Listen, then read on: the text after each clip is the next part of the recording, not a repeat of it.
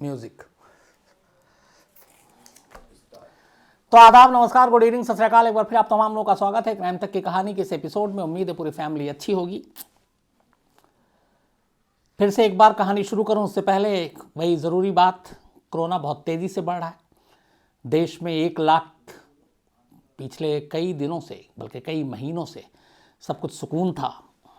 8-10 हज़ार केसेज आ रहे थे, कल 90,000 था, आज 1 लाख पार कर गया पूरे देश में। और आगाह किया जा रहा कि आने वाले दिनों में ये इससे भी ज़्यादा होगा, कई गुना ज़्यादा। तो ख्याल रखिए अपना, एहतियात बरतिए, यही कह सकता हूँ।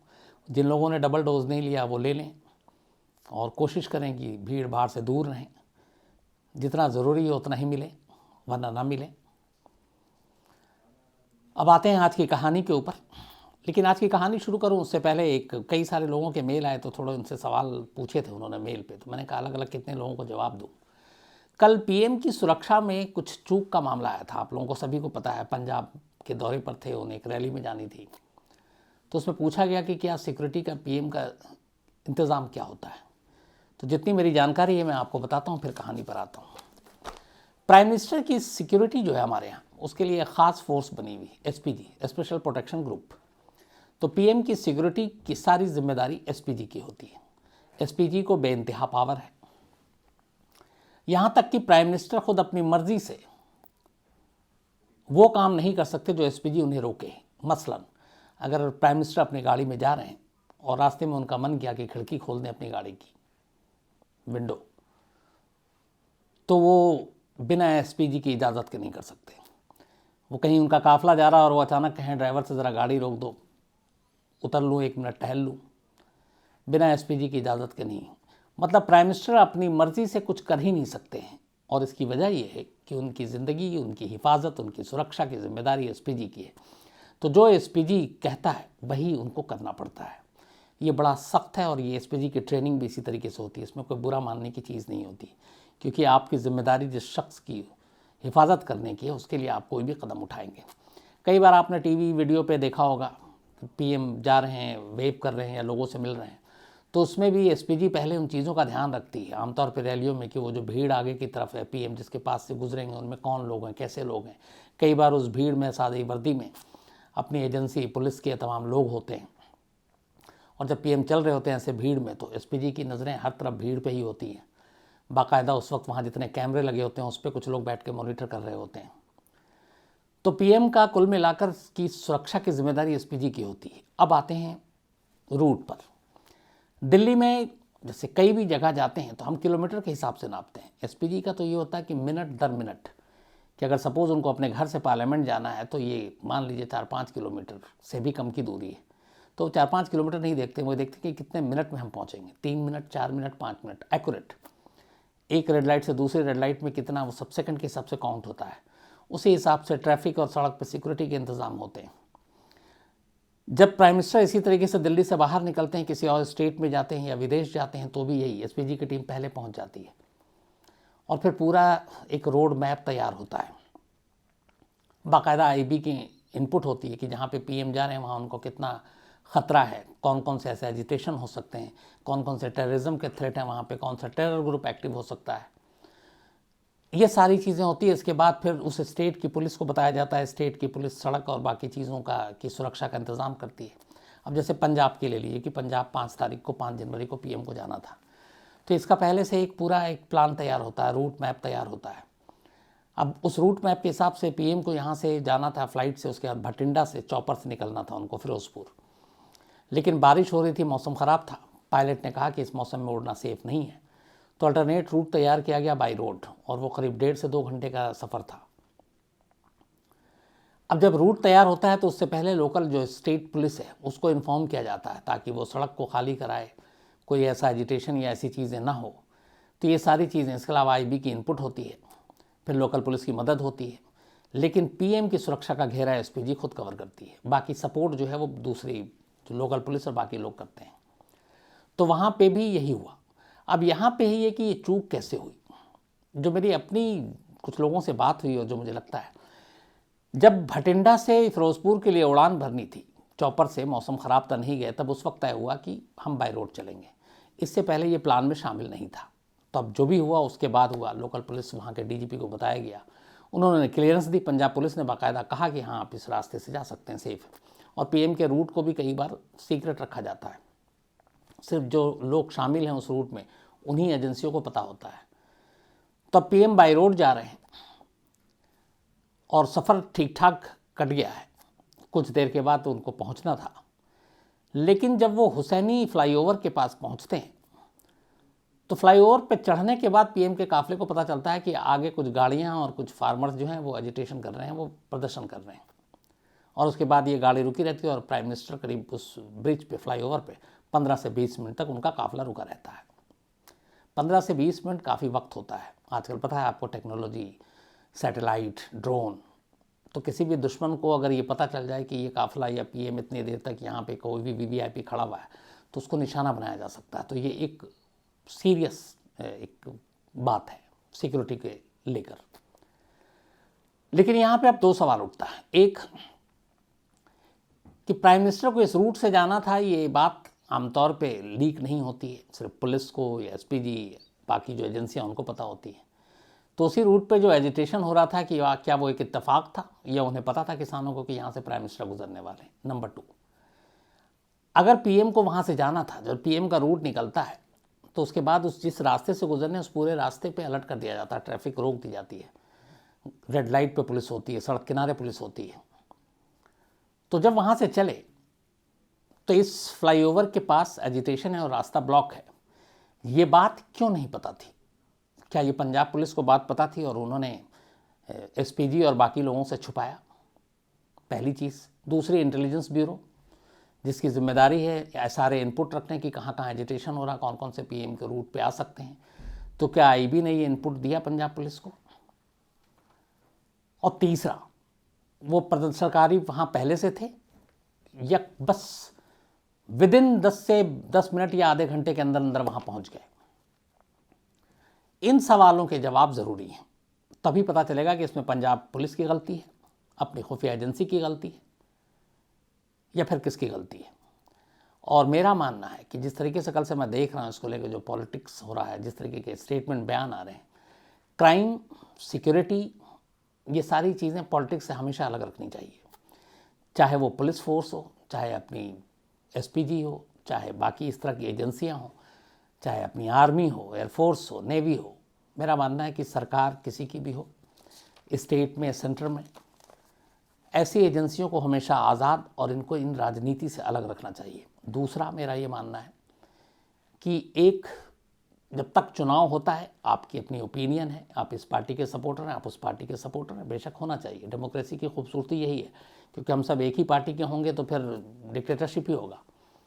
अलग अलग पार्टियों को हम लोग सपोर्ट करते हैं, अलग अलग पार्टियों को वोट देते हैं, वो हमारा राइट है। लेकिन जब एक बार इलेक्शन हो जाए और देश का प्राइम मिनिस्टर चुन लिया जाए तो फिर मेरा मानना है कि वो प्राइम मिनिस्टर किसी पार्टी का नहीं होता बल्कि देश का होता है। फिर वो इंडिया का प्राइम मिनिस्टर है, और जब इंडिया का प्राइम मिनिस्टर है, हमारे प्रधानमंत्री हैं, तो फिर हमें उसी नज़रिए से देखना चाहिए। और इंडिया के प्राइम मिनिस्टर की सिक्योरिटी पे कोई थ्रेट आए, ये शर्म की बात है, न सिर्फ हमारे अपने देश के लिए बल्कि इंटरनेशनल लेवल पे भी। तो जब भी बात प्राइम मिनिस्टर की आए तो हमें ये मान कर चलना चाहिए कि प्राइम मिनिस्टर उस वक्त वो किसी फिर एक बार जब वो प्राइम मिनिस्टर बन गया तो वो फिर किसी पार्टी का नुमाइंदा नहीं है, बल्कि वो पूरे देश का प्राइम मिनिस्टर है। यही संविधान है, यही संविधान में लिखा है, यही डेमोक्रेसी है। तो फिर एक देश के प्राइम मिनिस्टर की सिक्योरिटी में अगर कहीं पे कोई आँच आती है तो ये गलत है। और मेरा अपना मानना है कि इसकी बहुत ही ईमानदारी से जांच होनी चाहिए, और जो लोग भी इसके लिए जिम्मेदार हैं, जानबूझ के है, साजिशन है, वो सच सामने आना चाहिए। लेकिन सिक्योरिटी में लैप्सेस नहीं होनी चाहिए। हम लोग इस देश में कई ऐसी मौत देख चुके हैं, 2 प्राइम मिनिस्टर टेररिज्म का शिकार हुए, इंदिरा गांधी, राजीव गांधी। पंजाब जहाँ पे ये सब कुछ कल हुआ, वहाँ बेअंत सिंह मुख्यमंत्री वहाँ के। तो कम से कम ये चीज़ें नहीं आनी चाहिए। सिक्योरिटी और सुरक्षा के साथ समझौता नहीं होना चाहिए। बाकी राजनीति, पार्टी वाइज राजनीति, वो अपनी जगह है, करते रहें लोग, लेकिन जहाँ पे सिक्योरिटी की बात आती है वहाँ पे इन चीज़ों से हमें ऊपर उठना चाहिए। तो मेरा मानना है कि हर एक को यही जानना चाहता होगा कि इसकी पूरी सच्चाई क्या है, तो एक जांच हो और उस जांच के बाद सच्चाई सामने आए। तो ये तो रही प्राइम मिनिस्टर की सिक्योरिटी से जुड़ी हुई चीज़ें। कई लोगों के मेल थे, तो मुझे लगा कि मेल पे जवाब देने की वजह आपको आज ही बताता हूँ। अब आते हैं आज की कहानी के ऊपर। कहते हैं इश्क मोहब्बत प्यार ये बड़ी अच्छी चीज़ होती है, खूबसूरत चीज़ होती है, इसमें इंसान इंसान बन जाता है। लेकिन ऐसे न जाने कितने मामले हैं जिसमें इसी इश्क मोहब्बत प्यार में लोग अजीब अजीब तरह के जुर्म के आइडियाज़ ढूंढते हैं, क्राइम कर बैठते हैं, क्राइम करना चाहते हैं। आज की कहानी कुछ ऐसी ही। कहानी बिहार की है, बिहार के हाजीपुर की है। नीतू नाम की एक लड़की, उसकी शादी होती है जून 2020 में, करीब 1.5 साल हो गए। शादी घर वालों की मर्जी से हुई, खुशी खुशी हुई। शादी के बाद नीतू अपने ससुराल आ जाती है। नीतू का पति दिल्ली में एक फैक्ट्री में काम करता है। सब कुछ ज़िंदगी ठीक ठाक चल रही थी। पति जब भी छुट्टी मिलती अपना बिहार जाता, फिर वापस दिल्ली आता। घर में जब पति नहीं होता तो नीतू के साथ उसकी सास और एक देवर, उसके पति का छोटा भाई, वो दोनों रह रहे थे। और 1.5 साल में ऐसा कोई मसला नहीं आया, सब कुछ ठीक ठाक हुआ। 1.5 साल के बाद 20 दिसंबर की रात, अभी यानी कि 15 दिन पहले पुरानी ये बात है, 20 दिसंबर की रात को करीब 8-9 बजे से नीतू, उसका एक रूटीन था, अपने पति से बात करती थी दिल्ली मोबाइल पे। तो पति से वो बात कर रही है और लंबी बात कर रही है। दोनों में बड़ी एक पति पत्नी की तरह प्यार मोहब्बत की सारी बातें हुई, घर की बातें हुई। बातचीत करने के बाद रात के करीब 10-10:15 बजे होंगे, नीतू ने फ़ोन रखा। दोनों ने एक दूसरे को गुड नाइट कहा और नीतू सोने चली गई। सुबह जब होती है, नीतू की सास उसके कमरे में आती है। कमरे में आती है, आवाज़ देती है, नीतू नहीं थी कमरे में। सास को लगा ये क्या, तब तक वो अपने बेटे को कहती है, देवर भी आता है। अब दोनों अचानक जब कमरे पे नज़र पड़ती है तो वो देखते हैं कि बेड के पास खून है, खून बिखरा पड़ा है, एक चाकू है तेज धार, और नीतू गायब है। अब माथा ठनका, हालत खराब, सास चीख पड़ी, देवर भी घबरा गया, अड़ोस पड़ोस में ढूंढा, आवाज़ भी नहीं मिली। अब इसके बाद क्या करें, खून देख के उनके दिमाग में अजीब अजीब ख्याल। उन्होंने फ़ौरन फिर पुलिस को खबर दी, नीतू के घर वालों को खबर दी। नीतू के घर वाले बदहवास घर भाग कर आते हैं, बताते हैं कि ये रात को तो ठीक थी। इधर दिल्ली पति को भी खबर जाती है और सुबह नीतू गायब और कमरे में चारों तरफ खून बिखरा पड़ा हुआ है, चाकू है तेज धार। क्या नीतू का खून हो गया? लेकिन लाश कहाँ है? अब ये सारी चीज़ें थी, तब तक पुलिस को खबर मिली, पुलिस भाग कर आई। पता चला हाल में शादी हुई है। पुलिस के लिए भी ये कि पड़ोसी भी इकट्ठा हो गए। अब एक दबाव, एक प्रेशर। पुलिस ने फ़ौरन वहाँ पे डॉग स्क्वाड को बुलाया। डॉग स्क्वाड आया, लेकिन कुत्ते थोड़ी दूर तक गए, उसका सूंघकर वापस आ गए, कोई फ़ायदा नहीं। फॉरेंसिक टीम को बुलाया गया। फॉरेंसिक टीम आई, उसने घर में जितने भी फिंगरप्रिंट्स, नमूने, सारी चीज़ें उठाई। फर्श पर बिखरे पड़े खून के नमूने उठाए। अब उसके बाद उन्होंने तलाशी लेनी शुरू की। घर में अंदर से कोई और ऐसी चीज़ नहीं मिली। अब पुलिस अपनी तफ्तीश कर रही थी, लेकिन इसी दौरान अचानक नीतू के घर वालों ने नीतू के ससुराल वालों पर एक संगीन इल्ज़ाम लगा दिया। उन्होंने कहा कि मेरी बेटी को नीतू के ससुराल वालों ने मार डाला है और मारने के बाद लाश कहीं गायब कर दी है। अब लगातार ये दबाव बना, पुलिस भी परेशान। नीतू की सास उसके देवर को उठाकर पूछताछ की, थाने बुलाया, लेकिन उन दोनों ने कहा कि हमें तो मालूम नहीं, रात को वो सोई थी। फिर नीतू का पति भी तब तक ये सब कुछ सुनकर दिल्ली से भागता भागता पटना पहुंचता है, फिर हाजीपुर। वो भी बताता है कि मेरी ठीक ठाक बात हुई और ऐसी कोई बात नहीं थी। अब पुलिस को भी लगा कि शुरुआती तफ्तीश में कि ये सब बेकसूर ही लग रहे हैं, लेकिन शक हर एक पे करना है, क्या करें। पुलिस ने फिर से कमरे का मुआयना करने का फैसला किया। इस दौरान में फॉरेंसिक टीम ने जो सब सैंपल उठाए, उसमें रिपोर्ट आ गई, जो खून है वो इंसानी खून ही है, इंसानों का खून है। लेकिन अब नीतू का ब्लड सैंपल इनके पास था नहीं कि कौन सा ग्रुप है, लेकिन इंसानी खून तो अब ये पुख्ता हो गया कि इस कमरे के अंदर कोई तो कत्ल हुआ है।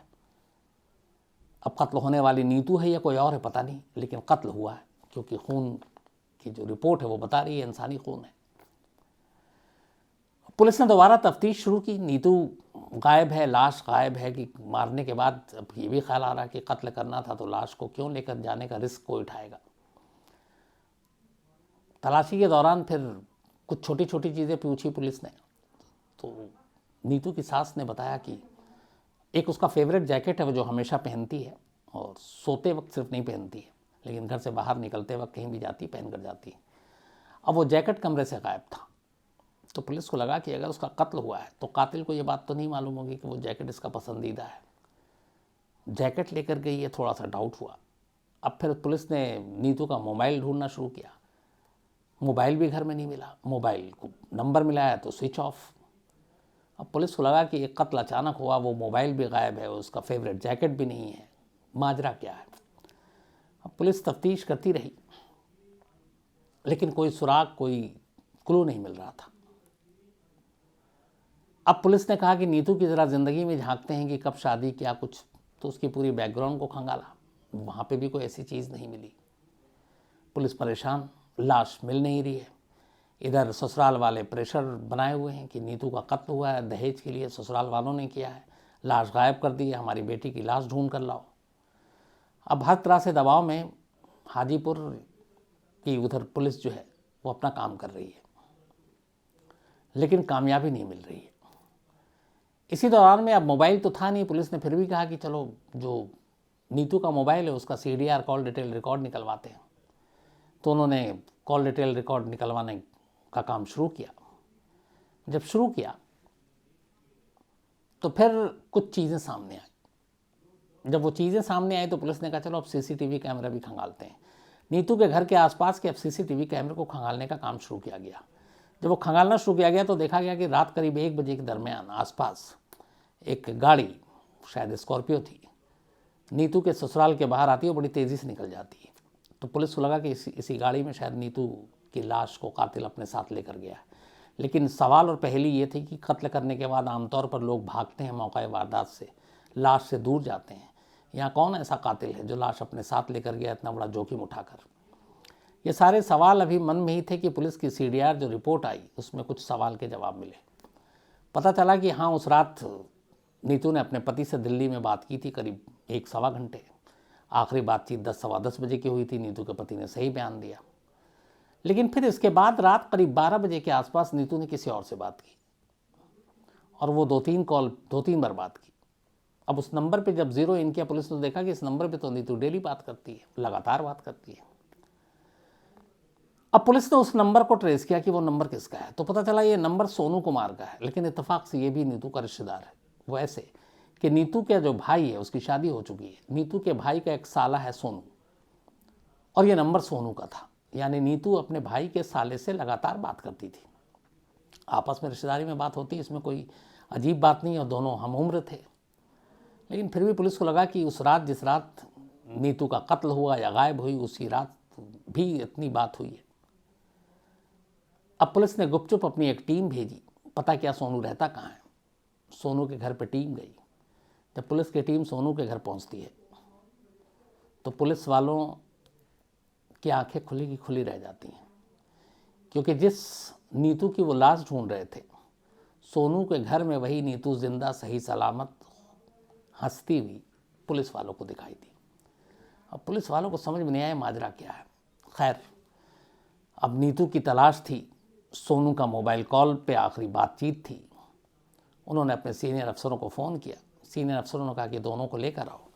तो अब नीतू और सोनू को पुलिस अपने साथ उठाकर हाजीपुर लाती है थाने। अब इसके बाद इनसे तसल्ली से पूछताछ की जाती है। जब तसल्ली से पूछताछ होती है तो फिर पूरी कहानी सामने आती है। कहानी ये थी कि जून 2020 में बेशक नीतू की शादी हो गई थी दिल्ली के में काम करने वाले एक लड़के से। शादी उसने अपनी मर्जी से भी की थी, घर वालों ने हालांकि पसंद की थी। लेकिन शादी से पहले ही उसको प्यार था इससे, सोनू से, अपने भाई के साले से, और कुछ वजह थी जो शायद वो अपने घर वालों से शेयर नहीं कर पाई। लेकिन शादी के बाद भी सोनू के साथ उसका रिश्ता बरकरार रहा। वो दोनों एक दूसरे से अलग नहीं हुए, न भूले। चूँकि दिल्ली में काम करता था सोनू का पति, तो उन्हें मिलने मिलाने का भी मौका मिल जाता था। तो इनका प्यार परवान चढ़ता रहा। लेकिन फिर उसके बाद धीरे धीरे ऐसा हुआ कि दोनों ने कहा कि अब हमें शादी कर लेनी चाहिए। अब ऑलरेडी सोनू की शादी हो चुकी है, तो ये शादी कैसे हो। बट दोनों ज़िद पे थे कि हमें अब कहीं दूर अपना घर बसाना है, शादी करनी है। तो फिर दोनों ने मिलकर एक प्लानिंग की।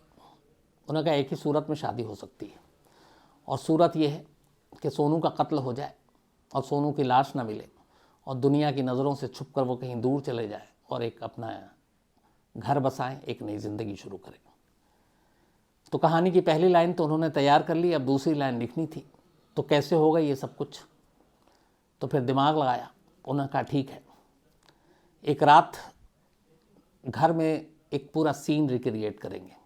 घर के सीन को ऐसा बनाएंगे कि जैसे यहाँ कत्ल हुआ है, हालांकि कत्ल करूँगा नहीं किसी का। इसके बाद सोनू एक ब्लड बैंक जाता है। उसे मालूम था सीरियल, बाकी चीज़ें, नॉवेल पढ़ कर कि फॉरेंसिक टीम भी आती है, सैंपल भी कलेक्ट करती है, फिंगरप्रिंट्स भी उठाती है। तो उसने कहा कि अगर हम पहले, तो उसका आइडिया ये था कि किसी जानवर का खून वहाँ पे बिखेर देंगे और पुलिस को गुमराह करेंगे, लेकिन फिर आया कि नहीं, जब फॉरेंसिक जांच होगी तो पता चल जाएगा ये इंसान का खून है जानवर का। तो उसने कहा खून कहाँ से लाएं, और खून बहुत सारा चाहिए था। तो ब्लड बैंक गया वो, और ब्लड बैंक से एक पैकेट पाउच में एक खून खरीद कर लेकर आता है। वो खून खरीद कर लाने के बाद वो देता है सोनू को, मतलब नीतू को। और फिर ये होता है कि 20 दिसंबर की रात वो रात है जब ये सारी चीज़ें करनी है। नीतू घर जाती है, अपने पति से बात करती है, बिल्कुल नॉर्मल बात करती है, सास को गुड नाइट करती है, खाना वाना खा चुकी होती है, अपने कमरे में आती है। फिर वो खून का पैकेट खोलती है, अपने बिस्तर पे और बेड के नीचे खून चारों तरफ फैला देती है। एक तेज़ धार चाकू था जो उसने सोनू ने दिया था, वो उसको उस पर भी ब्लड लगाती है, नीचे रख देती है और फिर इंतज़ार करती है। उसी वक्त वो कॉल करती है। रात के अंधेरे में सोनू आता है एक स्कॉर्पियो कार लेकर। चूँकि सास और देवर सो चुके थे, ये बड़ी खामोशी से घर का दरवाज़ा खोलती है, बाहर बैठती है कार में, और दोनों निकल जाते हैं। इस तरह से इन्होंने एक जो कत्ल नहीं हुआ था उस कत्ल की पूरी सीन फिल्मा ली थी अपने ही कमरे में, और इसके बाद दोनों निकल जाते हैं। लेकिन उन्हें अंदाज़ा नहीं था कि पुलिस ढूंढते हुए उनके घर तक भी आ जाएगी। वो किसी और शहर में कहीं और दूर दराज नहीं भागे, वरना हो सकता था पुलिस कई दिनों तक परेशान रहती। लेकिन वो वहीं छुपे हुए थे, और उनके अपने नीतू के अपने भाई को तक को नहीं पता था कि ये सब कुछ क्या माजरा है, कि उसी के साले के साथ उसकी बहन शादी करना चाहती है। और यही वजह, उनको असलियत नहीं मालूम थी, तो उन्हें लगा कि नीतू के ससुराल वालों ने उसे मार दिया और लाश गायब कर दी, और इसलिए उन्होंने केस किया था। लेकिन पुलिस को शुरू से ही डाउट था कि ये मामला कुछ गड़बड़ है, तो इसलिए हिरासत में लेके पूछताछ तो की, लेकिन गिरफ्तार नहीं किया। इसके बाद अब पुलिस ने नया केस दर्ज किया, 420, 120B, यानी एक तो धोखाधड़ी, एक साजिश, और इन दोनों को हिरासत में ले लिया। नीतू और सोनू दोनों इस वक्त पुलिस की कस्टडी में हैं। बिहार में अभी विंटर वेकेशन 24 दिसंबर के बाद, क्रिसमस के बाद से कोर्ट की छुट्टी थी 2-3 जनवरी तक। तो अभी लोग इनको पहले रखा गया, फिर उसके बाद अभी भी ये पुलिस हिरासत में, जेल नहीं भेजे गए, क्योंकि पहले FIR कुछ और दर्ज किया गया था, क्योंकि वो मर्डर और इसका था। लेकिन अब वो तो ज़िंदा है, तो अब उल्टा इन्हीं दोनों के ऊपर मुकदमा दर्ज कर लिया गया है, 420, 120B, और एक आध 2 सेक्शन और है। अब इन्हें अदालत से जेल, हालांकि जेल के बाद मुझे लगता है इन्हें ज़मानत जल्दी मिल जाएगी, लेकिन ज़मानत मिलने के बाद भी अब ये लगता है कि क्या इसका घर वापस बस पाएगा, क्योंकि अब सारी कहानी घर वालों के सामने आ गई, नीतू के ससुराल वालों के सामने आ गई। तो अब उसका पति, उसकी सास, उसके देवर कैसे रिएक्ट करेंगे, ये हम आप आसानी से अंदाज़ा लगा सकते हैं। तो ये थी कहानी, एक फेक मर्डर की, पूरे रिक्रिएशन की, जो इश्क ने करवाया था। अब आज का सिलसिला आगे बढ़ाते हैं। रोशनी, इनका जन्मदिन है, तो हैप्पी बर्थडे रोशनी जी। और ये मौसी हैं विहान की, जिन्होंने भेजा है। इसके अलावा प्रतीक सौंधी जी ने भेजा है। विवेक सिंह चौहान का भी, के भाई साहब का जन्मदिन है, और इन्होंने अपने भाई का नाम ही नहीं लिखा है। कोई बात नहीं, आपके भैया को हैप्पी बर्थडे। संगीता विवेक चौधरी जी हैं, ये टीचर हैं बरेली में, और इनका भी आज जन्मदिन है। हैप्पी बर्थडे संगीता जी। और मनीष वर्मा एडवोकेट, इनके भाई हैं, उन्होंने भेजा है। आंतिल हैं, इनका भी आज जन्मदिन है, बड़ा अच्छा नाम है आंतिल, हैप्पी बर्थडे आंतिल। संदीप आंतिल, गीता आंतिल और पीयूष आंतिल जी ने भेजा है। और सोनीपत, इन्होंने कहा मैं जब भी आऊँ तो ज़रूर इनके घर आऊँ खाना खाने, पक्का कभी आया तो ज़रूर आऊँगा। इसके अलावा कोणार्क गुप्ता हैं, और इनका भी आज जन्मदिन है, तो हैप्पी बर्थडे कोणार्क। और इनके ब्रदर अभिषेक सैनी, उन्होंने भेजा है। दिलजीत दोसंझ हैं, इनका भी आज जन्मदिन है, हैप्पी बर्थडे दिलजीत। और इनके दोस्त मोरंग ने भेजा है। AB शर्मा जी का भी आज जन्मदिन है, हैप्पी बर्थडे AB शर्मा। इसके अलावा साहिब हुसैन खान का भी आज जन्मदिन है, हैप्पी बर्थडे साहिब हुसैन साहब, IAS की तैयारी कर रहे हैं ये, ऑल द बेस्ट। और शशि देव अकेला एडवोकेट लखनऊ हाई कोर्ट, उन्होंने भेजा है, उनके दोस्त हैं ये।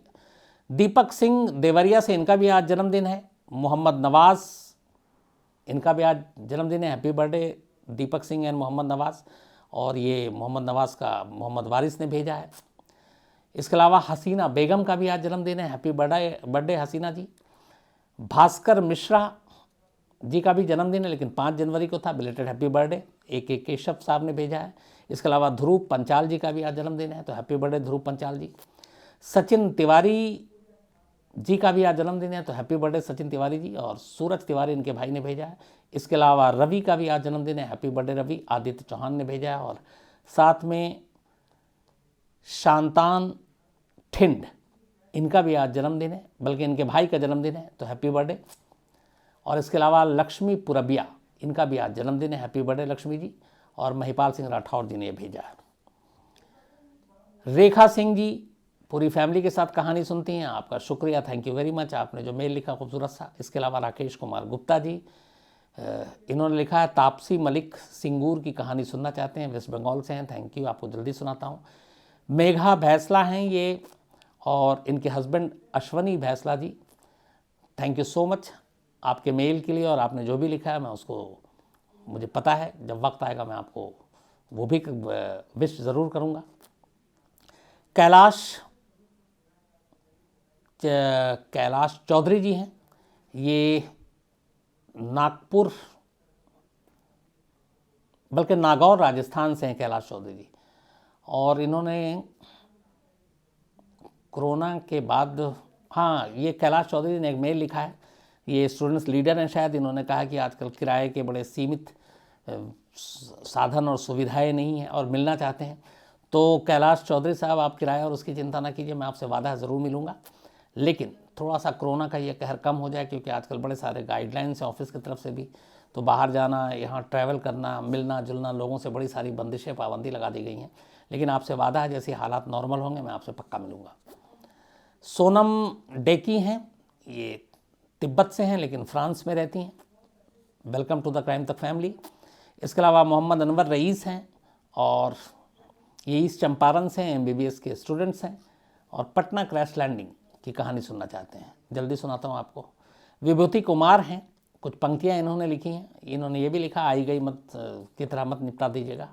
विभूति कुमार जी, बिल्कुल ऐसा नहीं, आप सभी हमारे लिए ख़ास हैं, और इन्होंने बात आई गई होगी बड़े अच्छे से पकड़ी हुई है मेरी। अनिल शर्मा है बिलासपुर हिमाचल प्रदेश से, उनको कहना कि अब नींद आती है कहानी सुनकर, पहले नहीं आती थी, थैंक यू वेरी मच। पायल कुशवाहा जी हैं, अंबिकापुर सरगुजा CG पूरा लिखा है इन्होंने। इसके अलावा आदित्य पांडे हैं, किशोर कुणाल जी की कहानी सुनना चाहते हैं, जो पटना के पूर्व SSP हैं। किताब भी अभी इन्होंने लिखी, मुझे किताब भिजवाई भी इन्होंने, बस पूरी पढ़ लूँ फिर मैं ज़रूर आदित्य साहब सुनाता हूँ। इसके अलावा रमानी नायक हैं उड़ीसा से, दिलीप गौतम हैं, अब्दुल कादिर हैं, और इनके बड़े भाई शफ़ू अहमद हैं, जो कहानी बहुत पसंद करते हैं, थैंक यू वेरी मच आप लोगों का। शफ़क़त अली हैं पाकिस्तान से, और इन्होंने लिखा है कि आप अगर कहानी के टीज़र जो है, अगर सब टाइटल और टाइटल जो है इंग्लिश में भी दें तो हम जैसे बाहर में रहने वाले लोगों को आसानी होगी पढ़ने में। और भी बहुत सारे लोगों ने ये लिखा है, मैंने कल दीपक को ये कहा भी है कि तुम बेशक हिंदी में लिखो पर उसको इंग्लिश में भी ज़रूर लिखो। रंजीत मल्होत्रा हैं, इसके अलावा अमन राज हैं इटली से, आप तमाम लोगों का शुक्रिया, थैंक यू। और जो कहानी की फरमाइश की वो भी सुनाऊंगा। तो आज कहानी में इतना ही, अब आपसे मुलाकात होगी कल रात 9 बजे किसी नई कहानी के साथ, तब तक अपना ख्याल रखिएगा, थैंक यू वेरी मच।